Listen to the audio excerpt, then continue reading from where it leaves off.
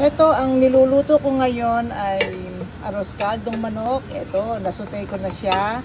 Hinihintay ko na lang na maging opaque na yung kanyang chicken meat. Pag wala na yung color pink, ilalagay ko na yung sabaw.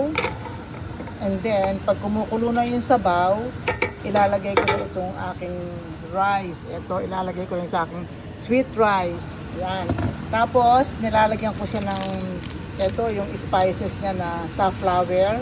Ito, nilalagyan ko ng safflower na spices para maganda yung kulay mo sa aking arroz caldo. Yan.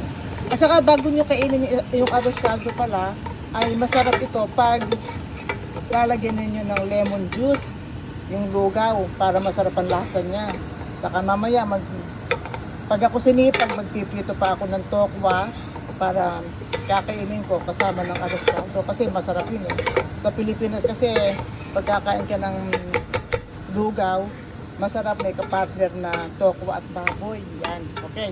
Ayan, medyo wala na yung pink ng chicken meat kaya pwede ko na ilagay yung kanyang tubig para pakuluin ko na siya at ilalagay ko na yung rice kasi madali lang namang maluto yung rice eh. Yan, okay, yan. Then I will show you the finished product of my arroz caldo pag naluto na. Sa second part ng aking video.